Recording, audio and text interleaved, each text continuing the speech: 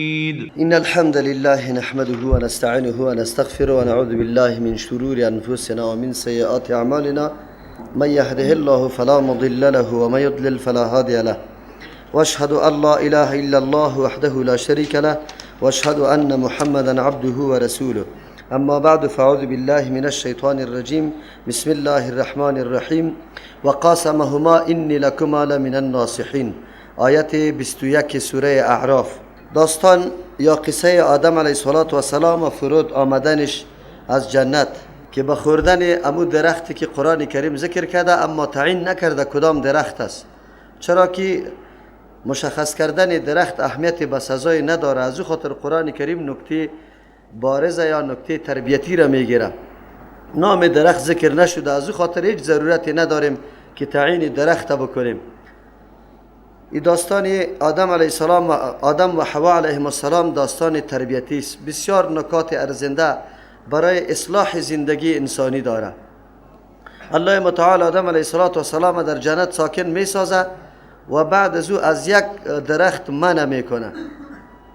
یکی از جمله نکته هایی که برای ما واضح میشه، از آن چیزی که الله متعال منع میکنه حتما فایده انسان در او است. الله متعال در او کدام غرض و مقصدی نداره. پس تمام منهیات الله متعال که ما انسان ها را منع کرده در ضرر انسان می انجامه، اگرچه در ظاهر انسان درک نمیکنه که این چیز ضرر داشته باشه.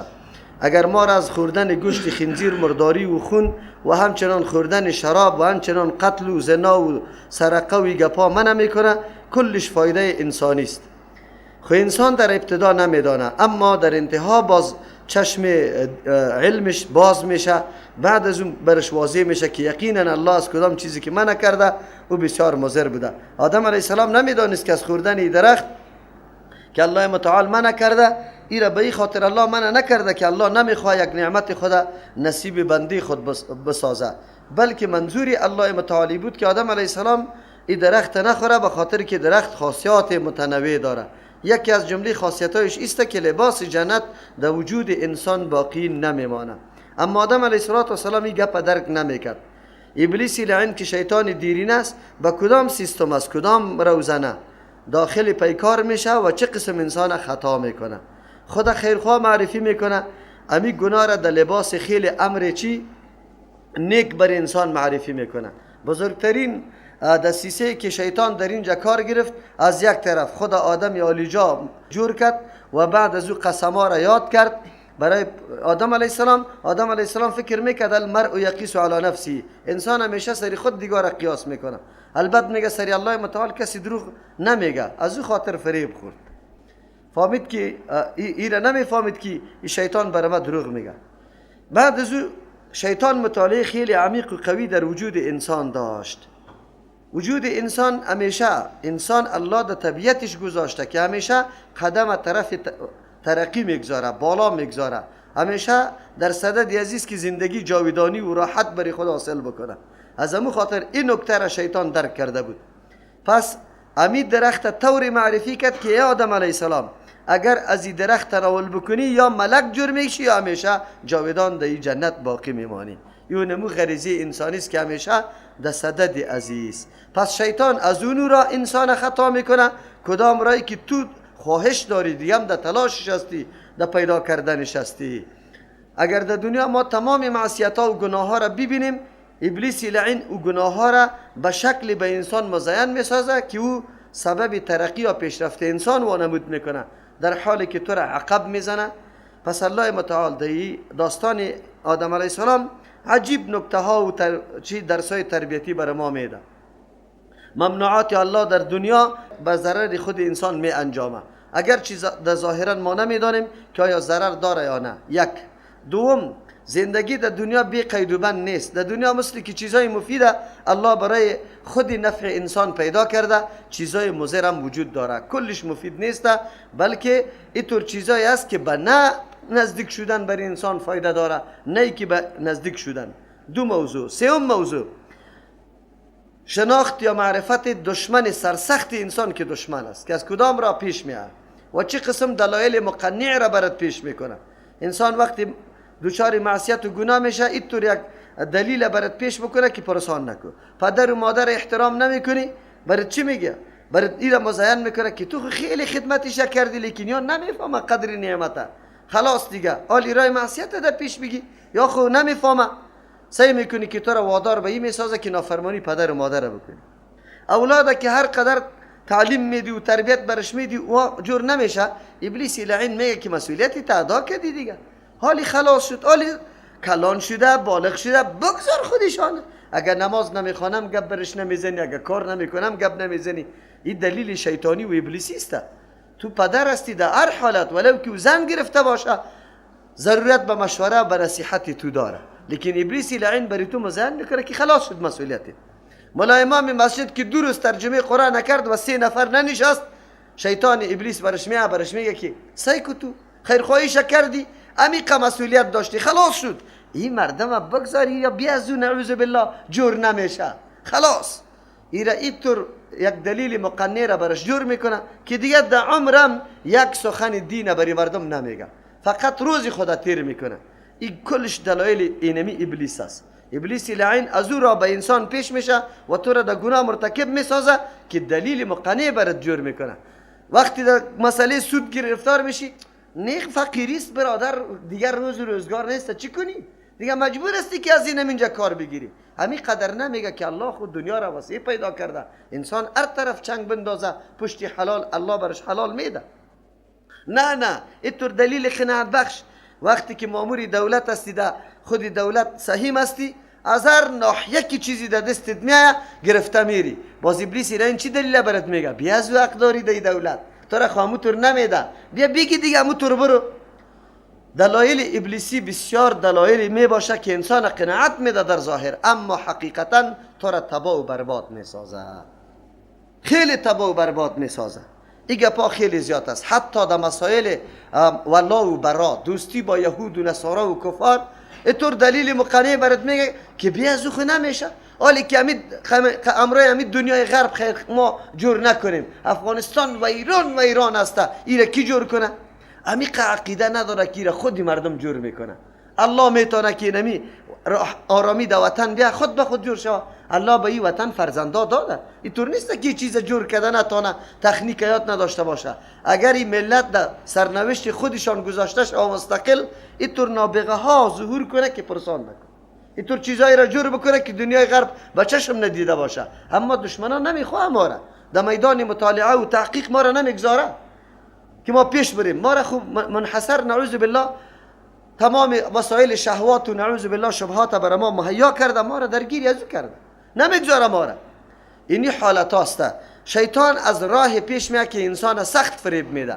در راهی که تو ترقی داری و میخوایی که من در اینجا در یک مرتبه بالا برسم، از امور تو را چی میکنه؟ خطا کرده رایسته. دیدی که آدم علیه السلام از کدام را خطا کرد؟ آن چیزی که خواستی آدم علیه السلام بود. آدم علیه السلام خواستی چی بود؟ من باید دائم در جنت باشم، من باید چی که ترقی بکنم در جنت، اینطور چیزی را بخورم که دیگه آینده از این جنت قطعا نبرایم. و در حالتی چی بود؟ من باید ملک واری باشم که همیشه مطیع و فرمان برداری الله متعال. امین نکته ها را ابلیس لعین توسط قسم برش پیش کرده. آدم علیه السلام فکر میکنه که نه، قسم خسری الله کسی دیگر نمیخوره. و قاسمهما انی لکما لمن الناصحین، قسم خورد امی ابلیس لعین برای اردو آدم و حوا علیهم السلام، انی لکما لمن الناصحین، قسم یاد کرد که یقینا ما برای اردویتان لمن الناصحین از بهترین خیرخواهان هستم. این جمله اسمی است، یک تاکید است. باز این را آورده، این دیگه تاکید است.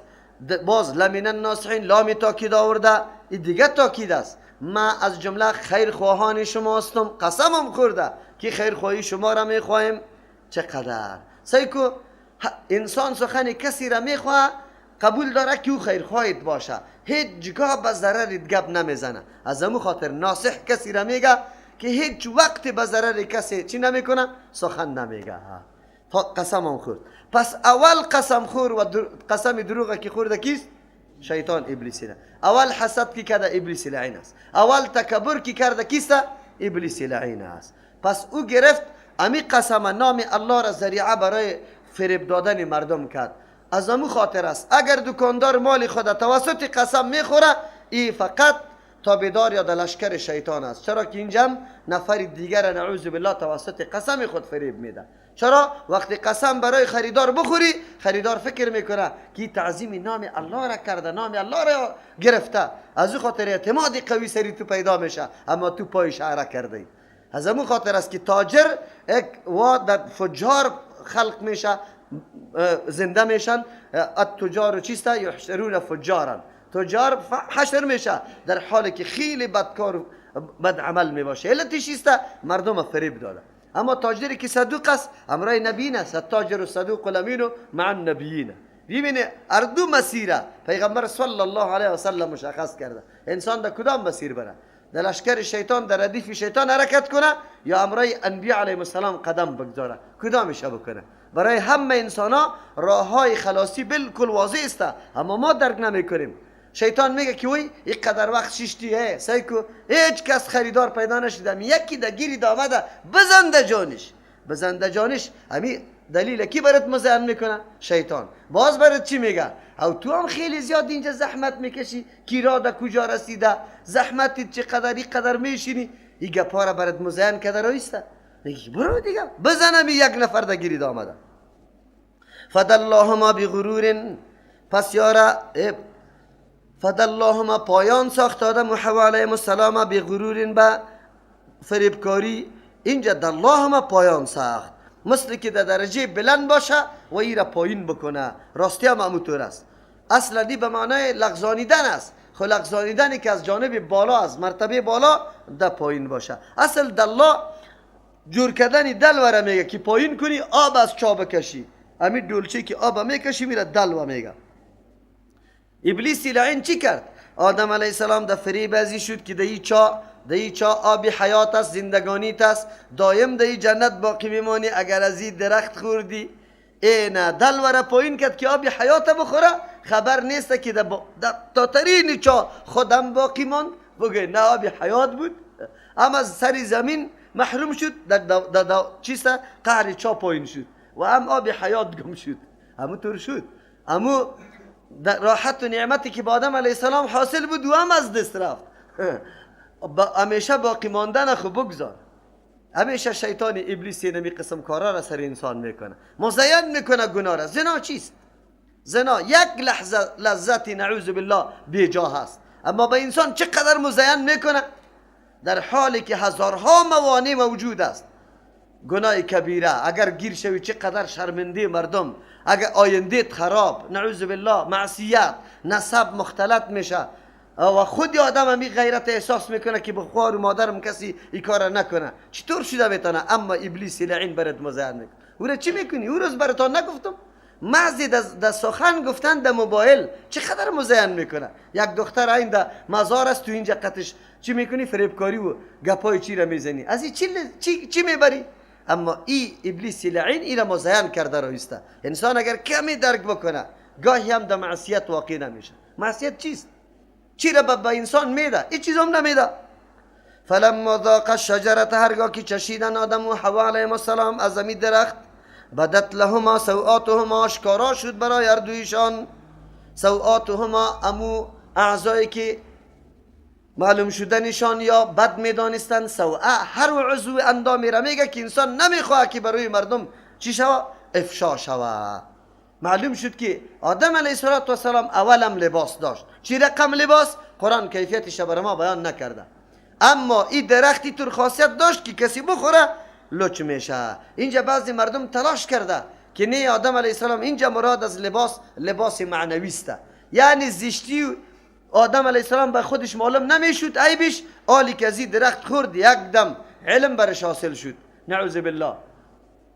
تالی را جاهل بود آدم علیه السلام، در تورات همی قسم گرفته، لیکن این گپ غلط است، این قطعا نادرست است. یا یک تعداد مردم میگه که مراد از لباس کشیدنش لباس معنوی است. آدم علیه السلام تالی را براحت میوه ها میخورد، آلی دوچار سختی و تکلیف شد که بکاره و بعد از او قلبه کنه و خیلی وقت در بر بگیره بعد از او خوردن بکنه. غلط گپ است. آیات قرآن کریم تاویل غلط از ظاهرش چپه کردن این نادرست است. نه امی لباسی که در تن ما و شما داریم امی لباس است. خب لیکن خاصیت درختی بود. تو که میگی در جنت یکی از صفاتش است که و الله تعالی در جنت آدم لج برهنه نمیشه. شرطش است در به صورت برهنه نمیشه که از درخت تناول نکنی. این از درخت تناول کرده. و تفقا یخصفان علیهما من ورق الجنه. طبیعت بشری چیست؟ فطرت انسانی چیست؟ امروز دنیای غرب شما باور به الله بکنی ارزش انسانیت از دست داده، فطرت انسانیت از دست داده. فطرت انسانی پنهان کردن آن چیزی است که نمیخواه مردم ببینه، عورت خود باید بپوشانه. حتی آدم علیه السلام که ناگهان لباس در حالی که کسی هم وجود نداره، تنها زن و شوهر است، حوا و آدم علیه السلام است، شروع کردن با برگای درخت. انسان تا حد امکان تقوا را اختیار میکنه. این داستان آدم علیه السلام که نکته نکته انسان مطالعه بکنه عظیم درسا دایی است، عظیم درسا. آنقدر انسان در زندگی تربیت میده که پرسان نکن. سعی کنی زن و شوهر است، حالی بعد بگویم که حالی لط شدیم چی کنیم؟ نه، به قدر امکان انسان در هر مرحله به اندازه امکان راه تقوی تا پیش بگی. یوسف علیه السلام بندی شد، دروازه مکمل بسته، زنجیر پیچ و قلف است، اما به قدر امکان بدوی خدا میکنه. خدا به الله میسپاره، معاذ الله میگه میدوه. الله اسباب مهیا کرد، دروازه خود به خود اعلام میشد. 3 نفر که در غار گیر آمدن، سنگ کلان دهن غار را بند کرد. انسان به قدر امکان تلاش بکنه، دست بسته قرار ننشینه. هر انسان باید به اندازه امکان قدم بالا بکنه. این تو نیست که انسان بخی یک آدم فقیر است، هیچ کار برش برابر نمیشه کار برابر، برو قرا خاله خو کنی. اینجا کار برابر نشده و چوکی دیگه برو، از او چوک در چوکی دیگه برو. تو حرکتی تا کرده برو، باز میبینیم که الله متعال برابر میکنه یا نه. یک تعداد دوستای ما خصوصا نمی سلفیا، این سلفیای تو رستن بوجی خانه گشته. بوجی خانه به خاطر میگم فقط منتظری بیادر و پدر است که کی برش پیسه بده. چرا کار نمیکنی؟ اینجا کار جایز نیست، اینجا جایز نیست، اینجا جایز نیست. کجا پشتی کاری جایز بگرد دیگه. روز تا بیگار گرد میگردی، یه چیزام نه کار و نه روزگار. اینجا جایز نیست، فتوا را از خود داده را استیفاد مفتی جور کرده خدا، او کارم نمیکنی. کار روزگار بکن، برو اما جای حلال خود تو پیدا کن. قرا خواب استی، کرایه یک موتر در جیبش نمی باشه. اینطوری نکنی. ما اون ملایی که بوجی مردم است اینقدر بدم میاد که پرسان نکن. انسان الله پیدا کرده به خاطر، تلاش بکن، جستجو بکن، پشت حلال بگرد، الله برات میده، نصیب میکنه. اینطور خو نیست قرار در خانه بیشی کار خودش نمیاد، روزگار خودش نمیاد، تو تلاش بکن. به اندازه امکان هر انسان مکلف است در هر موقع چقدر درس است. همین یک نکته را در زندگیتان داشته باشه، قطعی خود نوت کنی. اگر دختر است، اگر بچه است، تو انسان دست بسته نمیکنه که برو خلاص شدم دیگه من هیچ کار کرده نمیتونم. الله برات زمین واسع پیدا کرده، حرکت بکن، زحمت بکش، محنت بکن، تلاش بکن. اینطور نمیشه که خود به خود برید هر چیز بیا. آدم علیه السلام ببینه فطرت انسانی است که گاهی هم عورت لچ نباشه، حتی زن و شوهر یکی از دیگه باید چی باشه؟ پنهان باشه. اگر چی جایز است و حدیثی که مردم میگه عایشه رضی الله عنها نقل میکنه که من از پیامبر علیه السلام ندیدم، پیامبر علیه السلام از من ندید، کنایه از عورت است، لیکن این گپ غلط است، قطعا نادرست است، بالکل در شریعت جایز است. پیغمبر علیه السلام امروی ازواج مطهرات یک جای غسل میکرد، لیکن بازم ادب رعایت ازیره میکنه که بدون ضرورت عورت معلوم نشوه. ببینی این اولین حمله شیطان بود بالای آدم علیه السلام که فحاشی را رواج کنه، لباس از آدم علیه السلام بکشه که بی لباس شوه، عریان شوه. امروز هم همین شیطان ها، همین لشکر شیطان که دنیای غرب است و کفر است، اولین حملش سری اسلام و سری ممالک اسلامی بالای چی است؟ بالای فحاشی و عریانیشان است. امروز اینترنت ها را ببینید، تلویزیون ها را ببینید، کلش مسئله لچ. عجیب است، مردا اونجا دریشی داره، زنا لچ است. این کدام طبیعت است؟ شما باور به الله بکنید، پسترین زمانه بگوی زشترین زمانه اینمی زمانی کی است؟ امی زمان اروپا و دنیای غرب است. در زمان جاهلیت به می سیستم نبودن مسلک عالی است، بلکه دعوت به این گپا داده میشه، دعوت به این گپا داده میشه. کدام کارا نیست که میکنه. من که تلویزیون بد میگم به می خاطر تلویزیون یک گاله است، بدی و خوبی در دست توسته، هر رقم که استفاده میکنی. لیکن با تأسف که معاشره ما تقوا نداره، دین نداره، معلومات کافی نداره، بیدار نیست، هوشیار نیست. برنامه های مزخرف، امی آجی، امی سرمایه‌داری که شبکه تلویزیونی و رادیو را جور کرده، امی خود مسلمان میگه دیگر روز مناسب جنازیش میخونه، اما امروز اینقدر فحشا و آنقدر خدمت در یهود و نصارا میکنه که تانگای یهود و نصارا هم قدر فایده را برش نمیرسانه. دنیای کفر با مداخله نظامی خودی قدر کامیابی حاصل نکرده، مثل که مسلمان نمای ما اینطور مردمی که شبکه ها را داره و این فیلم ها را پخش میکنه، این خبیث است، این لعین است، از امو یهود و نصارا کرده پستر انسان است. این سبب گمراهی ملت شده، در بدر کردی ملت. اصلا چوچو یهود این همی مردم است، لیکن سبا مولا صاحب جنازه میخوانه به خاطر که 500 در جیبش داده میشه. لعنتی الله سری تو نمیشه. باید بگوی که نمی شبکه را میشناسم که کلی فحاشی و عیاشی را پخش میکرد، صاحبی امی شبکه است. الله اکبر جنازه را نخوانه که پشت دیگه مولا بده، دیگه مولا بده، دیگه مولا بده، مولا بگوی که نه اینا ما چطور جنازه بخوانه.